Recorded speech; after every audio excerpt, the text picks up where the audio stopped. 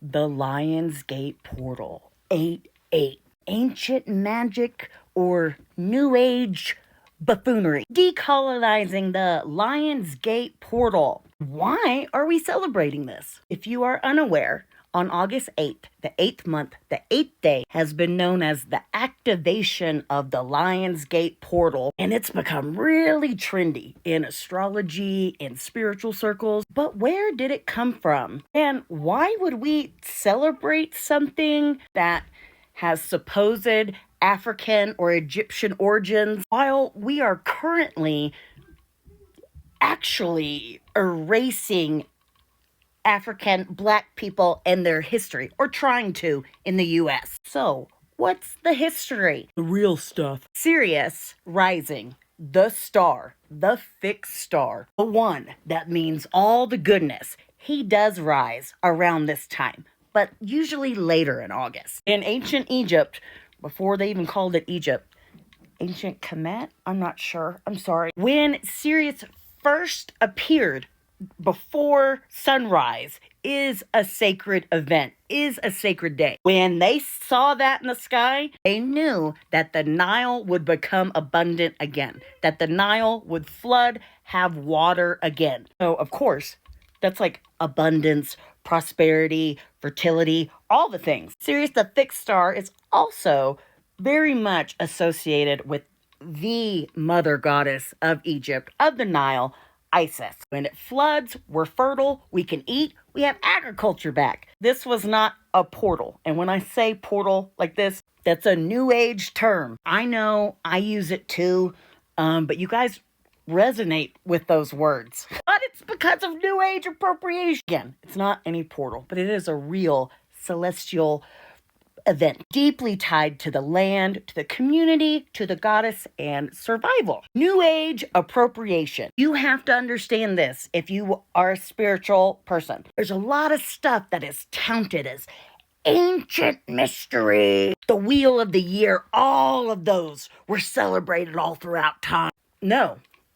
A lot of those things started in the 50s with that Scott Guy's version of Wicca in the 70s or late 60s, 70s. But New Age appropriation hit an all-time high in the 90s and 2000s. So the thing is Western people like to merge stuff. And that's a nice way of saying that. I am already so restricted. But it's like, oh, okay, we have Sirius rising. This is awesome. This happens in Leo season. Leo season already has its own vibe. The sun, the 8-8, we could fit in numerology. Oh my gosh, this is like a new age wet dream. Top it all off, we got Egyptian imagery.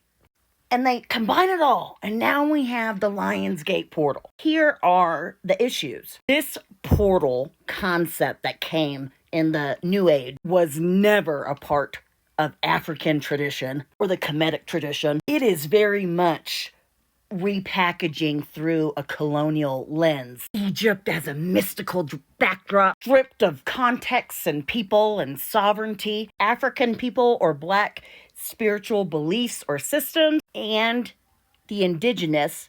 The problem is all their timelines and all their stuff is completely ignored. White dominant spaces commodified and celebrated this portal, this time where we get to, come through the portal like Doctor Who. So before I go on to more in-depth stuff, if you like it and it resonates with you, if you feel very magical, if you love the number 8, listen, I'm not telling you to not celebrate it. I have had some very magical workings through the Lion's Gate or whatever. What I'm doing is teaching you what I wanted to know when I was learning this stuff. I want to know everything. I want to know where it comes from. And I'm not saying new can't be great. Okay, the hard truth now, spiritual colonization. As Americans, especially white Americans, we have to ask, why are we obsessed with celebrating African or Egyptian magic while at the same time refusing to center the people, their tradition, their histories, or their practices? It's very disingenuous, and especially with the world we're in now. Colonization isn't just about land, but they want you to think so, but you can't. you gotta stay. It's about stealing stories and rituals, sacred times, divorcing them from the community, and then selling them back as like personal enlightenment. So, I would just like you to think this year on the Lionsgate portal. If we celebrate something without acknowledging the truth, the real history, the real energy, that is perpetuating colonization through spirituality. And it's a big pipeline, and I'm sorry I wasn't louder for the past few years. So what can we do instead? Name the origins honestly. It's not an ancient rite.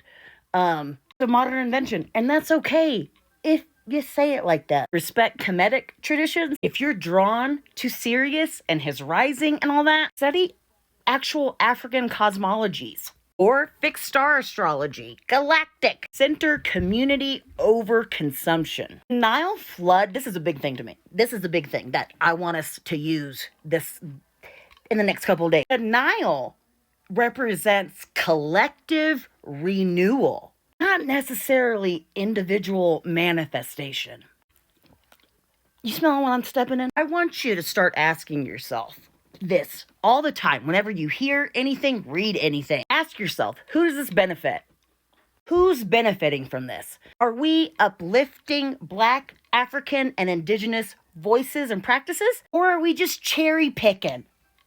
If we want to decolonize our astrology, our spirituality, it starts right here. Telling the truth with accountability. We need to kind of rewire how we engage in sacred time. So let's stop with worshiping Egypt as like a prop. Let's start respecting and stop taking.